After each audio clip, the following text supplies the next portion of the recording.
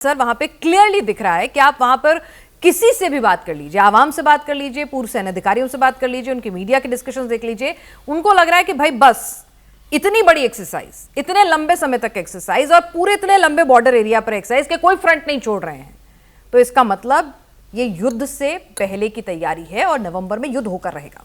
हाँ बिल्कुल, देखो एक चीज समझनी चाहिए आपको कि ये पहली बार नहीं है कि जब कोई फोर्स एक्सरसाइज के लिए आई हो और फिर वो लड़ाई के अंदर बदल गया हो।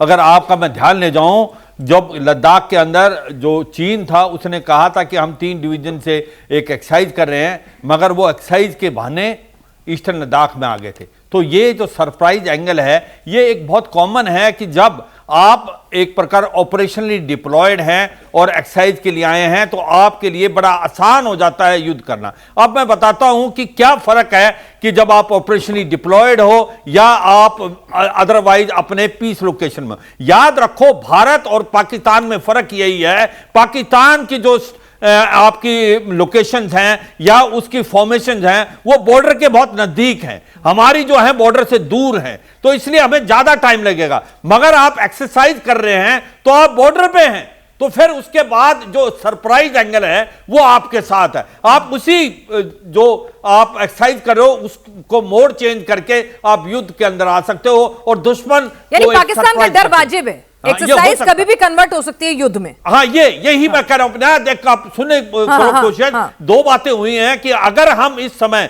जब ट्राई शक्ति कर रहे हैं और पूरी तरफ हम डिप्लॉयड हैं, अगर आप हमला करें तो दुश्मन को खबर भी नहीं लगेगी, तभी वो डरा हुआ है। और दूसरी बात है, आप कहोगे सर क्रीक क्यों, क्योंकि आपको याद करना चाहिए सर क्रीक एक ऐसा इलाका है जो लाइन ऑफ कंट्रोल जैसा ही है, वहां पर भी डिस्प्यूटेड एरिया है। जो 1965 की लड़ाई सबको पता है वो सितंबर में स्टार्ट हुई, वो सितंबर में ऑपरेशन गिलबार्ड स्टार्ट हुआ था, वो स्टार्ट हुआ था जम्मू और कश्मीर में। इससे पहले लड़ाई स्टार्ट हो चुकी थी जनवरी से अप्रैल में गुजरात में सर क्रीक में। तो यह इलाका बहुत इंपॉर्टेंट है, अभी भी इस इलाके को हम वापस लेना चाहते हैं जो हमारा इलाका है, क्योंकि यह आपको स्ट्रेटेजिक डेप्थ भी देता है और सबसे इंपॉर्टेंट है अगर आप वो जो इलाका पाकिस्तान का है वो आपको मिल जाता है तो आपका जो समुद्र में जो कमर्शियल एरिया मिलेगा 250 किलोमीटर, वो एक काबिल तारीफ होगा, गेम चेंजर होगा। मुझे लगता है इससे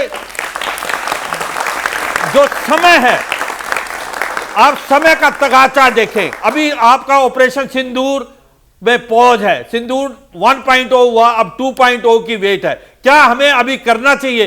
बिल्कुल करना चाहिए। आज दुश्मन सबसे कमजोर है, आज दुश्मन बटा हुआ है, दुश्मन की अंदरूनी हालात खराब हैं, दुश्मन को तारीके तालिबान पाकिस्तान खैबर पख्तूनख्वा में पीट रहा है, बलूचिस्तान लिबरेशन आर्मी बलूचिस्तान में कर रही है, उधर से अफगानिस्तान की जो तालिबान के लड़ाकू हैं वो डूरन लाइन को नहीं मानते, उन्होंने 18 से 20 पोस्ट वहां पर कब्जे में कर दिया है। पाकिस्तान बटा हुआ है और ये ही ऐसा मौका है, अब नहीं तो कभी नहीं। मुझे लगता है अब जो हम एक्सरसाइज कर रहे हैं ये युद्ध के अंदर चेंज होना बहुत जरूरी है। और यही नहीं कि आप सोचेंगे कि हम यहां कर रहे हैं तो हमें तो पीओके लेना है, अगर आप यहां जीत हासिल करेंगे और फिर आप ऑटोमेटिकली है आप अपना जो पीओके और जो आपका गिलगिट बाल्टिस्तान है उसको भी वापस लेंगे। मुझे लगता है आज की तारीख में भारत की जो शक्ति है वो काबिल तारीफ है, इसीलिए इसका नाम त्राई शक्ति रखा गया आर्मी एयरफोर्स ने भी।